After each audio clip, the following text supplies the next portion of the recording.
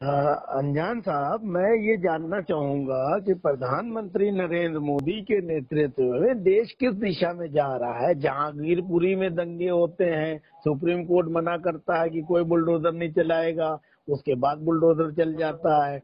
रामनवमी के दिन 7 राज्यों में जो है ऊट पटांग हरकतें की गई, उनको जमानतें भी मिल गई, उनको कुछ नहीं कहा जा रहा है। महंगाई जो है वो आसमान छू रही है, बेरोजगारी का बुरा हाल है, कारपोरेट घराने पूरी तरह से सरकार को अपने कब्जे में लिए हुए हैं। ऐसी दिशा में कम्युनिस्ट पार्टी जो हमेशा से जो है मजलूमों की, गरीबों की, मजदूरों की, सर्वहारा की बात करती थी, तो उस दिशा में जो है सरकार को उखाड़ फेंकने की दिशा में कम्युनिस्ट पार्टी क्यों नहीं नेतृत्व करती है विपक्ष का? कम्युनिस्ट पार्टी, भारतीय कम्युनिस्ट पार्टी और कम्युनिस्ट सब मिल करके देश में सांप्रदायिकता के खिलाफ युद्ध चलाए हुए हैं जी। हमसे ज्यादा कौन सक्रिय है? सारे मीडिया में जब खामोशी छाई है, सब राजनीतिक दलों के अंदर खामोशी है, खाली गप गप करके इधर उधर की बात कर रहे हैं, सॉफ्ट हिंदुत्व, स्ट्रांग हिंदुत्व की बात कर रहे हैं। हम साफ साफ अक्सरियत और अकलियत दोनों तरह के कम्युनलिज्म के खिलाफ खुलकर बोल रहे हैं। और जिस तरीके से रामनवमी के अवसर पर, हनुमान जयंती के अवसर पर देश में जिस तरीके से दंगा भड़काने की कोशिश की गई, सामाजिक माहौल को दूर करने की कोशिश की गई, उसको खराब करने की कोशिश की गई, उसके खिलाफ बोलते रहे। हमसे आप आशा करते हैं कि हम अपने काडरों को लेकर के कूद पड़े जान देने के लिए हैं, और जब वोट देने का आए, तब वक्त आए तो किसी और पार्टी की तरफ मुंह करें।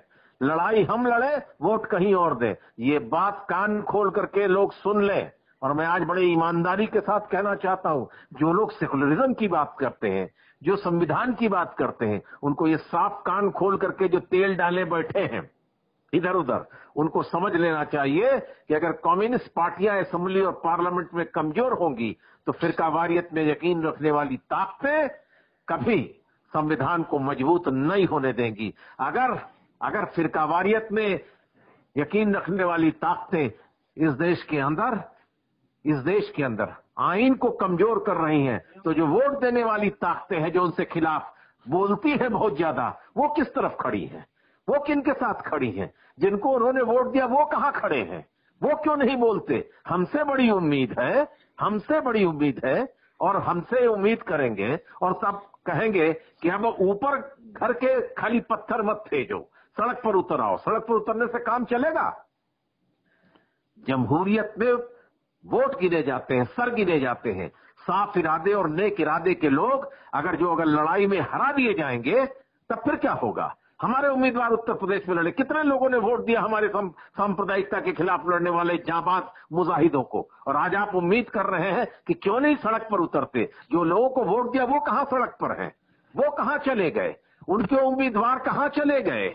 उनके लोग जो 10 असेंबली की सीट जीते हुए हैं, वहां एमएलसी के चुनाव में उनको 300 वोट क्यों मिले? उनको 800 वोट क्यों मिले? इस पर आप निशानदेही नहीं करेंगे? ये सब चीजों से हौसला बढ़ता है फिरकावारियत में यकीन रखने वाले लोगों को। इन्हीं सब चीजों से हौसला बढ़ता है नरेंद्र मोदी को, भाजपा को और आरएसएस को। मेरा साफ कहना है, और हम सब इस बात को इसलिए कह रहे हैं कि हम बहुत बेचैन हैं, हम बहुत परेशान हैं। अनजान साहब, मैंने आपसे गुफ्तगू करने का निर्णय इसीलिए लिया क्योंकि मैं ये अपेक्षा करता हूं कि कम्युनिस्ट पार्टियां जो हैं वो ईमानदारी से जो है चीजों को करती हैं, लड़ाइयों को लड़ती हैं। मेरा मकसद ये नहीं है कि जो नकारा लोग वोट ले गए जनता के, वो जो है कुछ कर नहीं रहे हैं, बिल्कुल कुछ नहीं कर रहे हैं, उनको वोट का भी हक नहीं है। लेकिन ऐसी परिस्थिति में जहां एक छत्र राज की तरह से तानाशाही जो है कर रही है भारतीय जनता पार्टी के नेतृत्व वाली केंद्र सरकार भी और उसके नेतृत्व वाली राज्य सरकारें भी, तो ऐसे में किसी न किसी को तो जनमानस के उत्थान के लिए आगे आना होगा। वो नकारा लोग भी आपके पीछे आएंगे। मेरा सवाल ये है, नाकारा लोग आए या चूल्हे के भाड़ में जाए या कुएं में कूद पड़े, हम अपना काम कर रहे हैं। हमारी भी सरकार है केरल के अंदर, वहां भी कुछ जगहों पर हो सकता है नाजायज कब्जा हो, लेकिन अगर नाजायज कब्जा है तो हम उसके खिलाफ रिपोर्ट लिखेंगे, हम उसके पास अदलिया के पास जाएंगे, अदालत में जाएंगे, अदालत जो फैसला देगी वो हम करेंगे कि हम बुलडोजर लेकर घूमेंगे। यही हाल हो रहा सारे देश के अंदर। मध्य प्रदेश के अंदर बुलडोजर मामा, चीफ मिनिस्टर बुलडोजर मामा हो गए। उत्तर प्रदेश में योगी बुलडोजर योगी हो गए, योगी बुलडोजर हो गए। तो आखिर क्या करें हम? जहांगीरपुरी में जो हुआ, हमने कहा सुप्रीम कोर्ट से कि सुओ मोटो इस केस को लीजिए आप। अरे भाई, किसी ने अगर कोई दंगा फसाद किया है तो उसके खिलाफ मुकदमा दायर करो, उसके खिलाफ कानूनी कार्रवाई करो, पुलिस की टीम इकट्ठा करो, वो लोग तहकीकात करें, उसके बाद एफआईआर के बाद उसके ऊपर उसको पकड़ो और गिरफ्तार करो, उसको अपना और पूछताछ के लिए उसे रिमांड पर लो, उसे जेल में भेज दो। उसके बाद आप जो है जल्दी से जल्दी चार्जशीट कोर्ट में दाखिल करो, कोर्ट फैसला करेगा कि वो गलत है सही। आप एसडीएम को कह करके आप फौरन ही बुलडोजर चला देंगे, फिर क्या रहा? फिर क्या मतलब है कानून का? क्या मतलब है कोर्ट का? क्या है फिर जुडिशियल प्रोसेस? इसीलिए आप देखिए ना, हम ही थे, कांग्रेस पार्टी के लोग थे सारे पहले देश में। मैंने ही सबसे पहले कहा कि बड़वनी में जो दंगा हुआ जी, उस दंगे में 3 आदमियों को गिरफ्तार किया गया। कहा गया कि ये लोग जिम्मेदार हैं। वो 3 आदमी तो दंगा होता है अप्रैल के महीने में, वो तीनों आदमी तो 5 मार्च को ही गिरफ्तार करके उसी थाने की पुलिस उनको जेल भेज देती है। वो बदमाश थे, उसमें से मर्डर के चार्ज में थे। लेकिन जो भी हो, उन्हीं के खिलाफ आपने कहा कि इन लोगों ने दंगा कराया, तो क्या वो जेल से भागकर चले आए थे? क्या जेल से छोड़ दिए गए थे? और फिर आपने बिना कुछ तहकीकात किए उसमें शहबाज के घर का जो है वो बुलडोजर से उसका घर गिरा दिया। तो भाई कैसे घुराते हो? उसका बुलडोजर से घर कैसे गिराओगे? उसकी दुकान कैसे गिराओगे?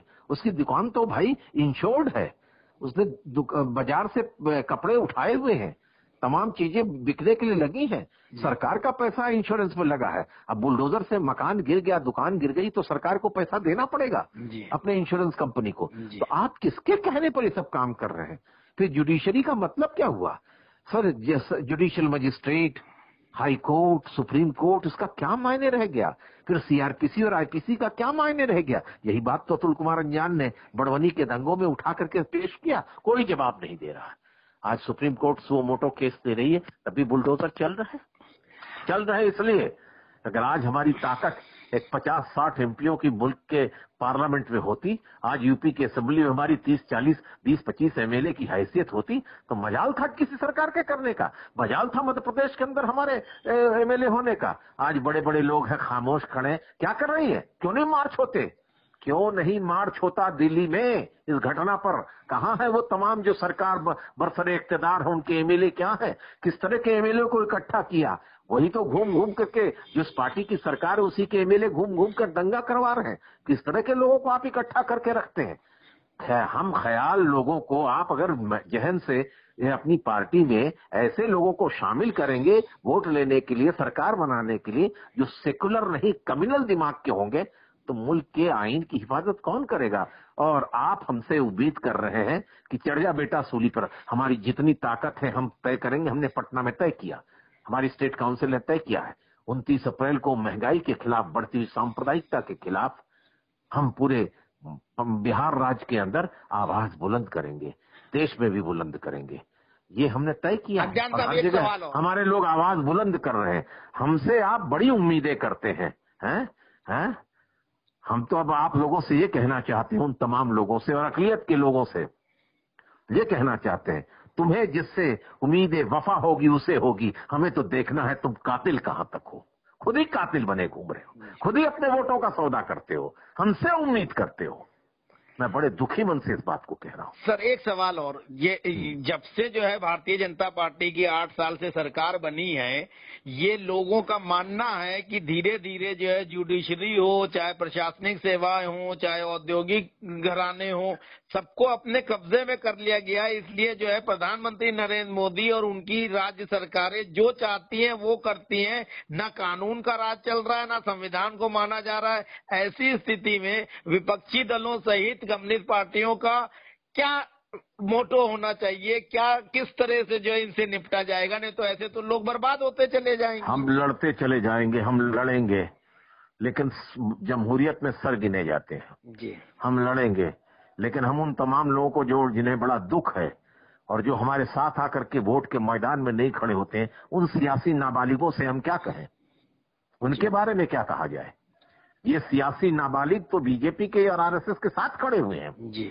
ये सही आदमी लोग हैं, सही लोगों को जिन लोगों को सही लोगों को चुनने का और मुल्क के इकबाल और इस मुल्क की सालमियत को बरकरार रखने की, ताकतों को पहचाने की, जिनके अंदर ताकत न हो, जिनके अंदर सोच न हो, वो लोग इसी रास्ते पे भटकाए जाते रहेंगे। इसलिए सोचिए और समझिए और गौर कीजिए। और हमने इसीलिए कहा है कि आने वाले 24 जुलाई को देश के राष्ट्रपति का, श्री रामनाथ कोविंद जी का कार्यकाल समाप्त हो रहा है। उससे पहले हम सारे विपक्षी दलों को इकट्ठा करने की कोशिश कर रहे हैं। और विपक्षी दल अगर इकट्ठा होंगे तो हमारे 11,000 वोट बीजेपी, आरएसएस और एनडीए के लोगों से ज्यादा हैं। हम जीत सकते हैं।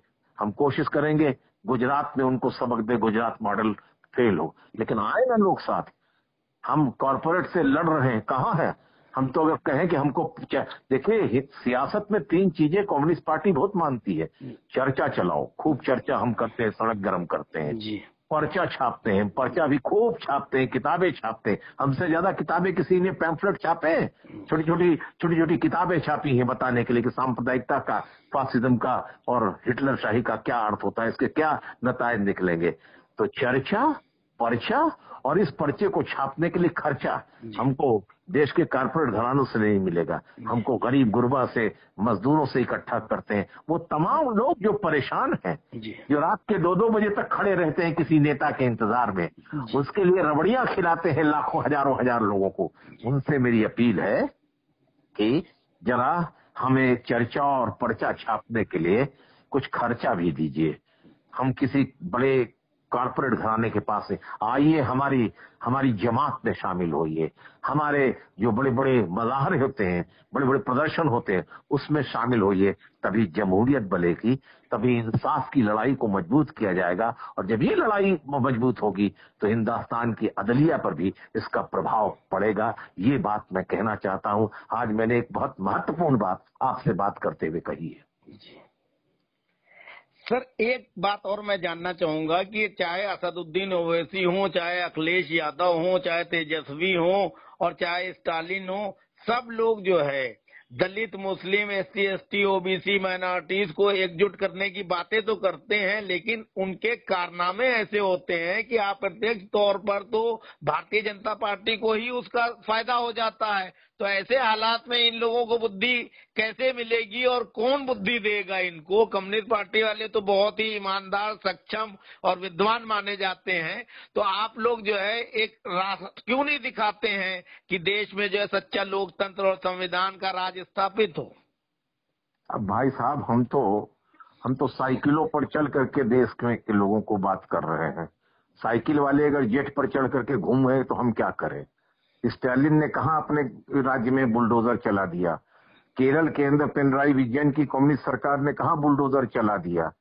अब हम तो ये ज्यादा जानते नहीं। जहां जहां हमारी ताकत है, जहां हमारी समझ है, हम वहां समझा रहे हैं। हम तो इन तमाम लोगों को, और तेजस्वी को कहां सरकार बनाने का मौका मिला है जो उसने अभी सब कर डाला हो।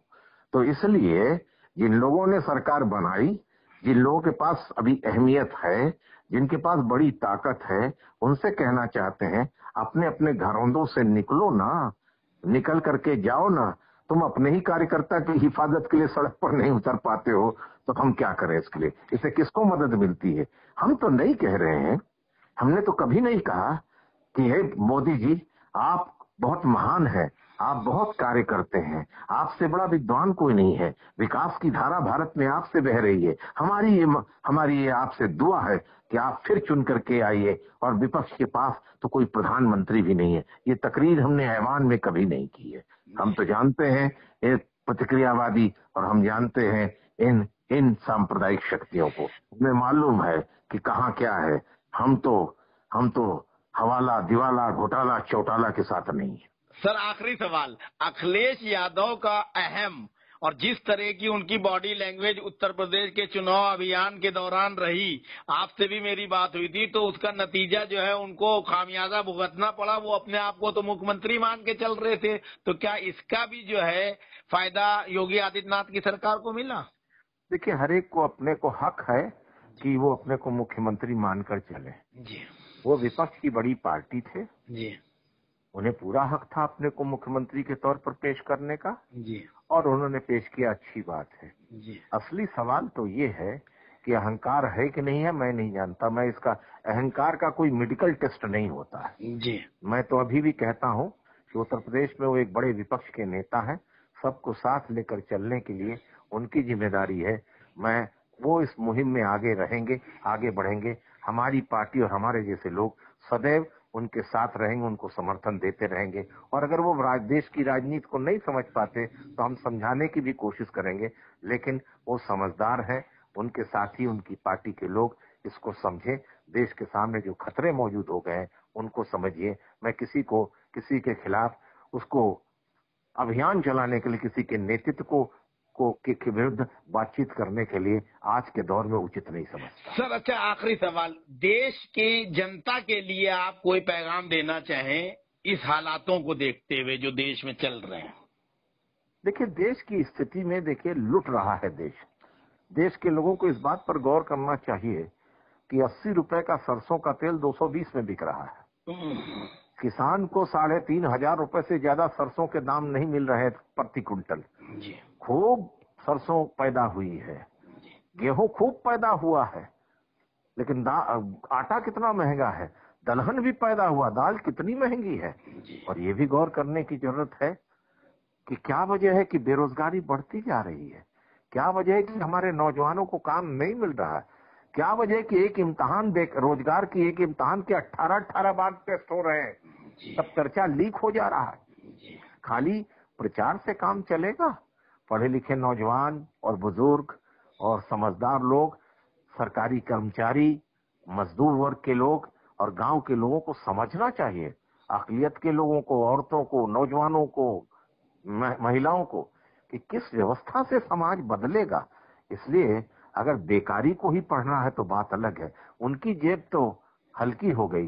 लेकिन इस पर गौर कीजिए कि एक परिवार एक साल में 1,12,000 करोड़ रुपए की उसकी आय बढ़ जाती है और दुनिया के 10 बड़े अमीरों में उसकी गिनती हो जाती है, जो 2020 में नहीं थी, 10 से बाहर था वो।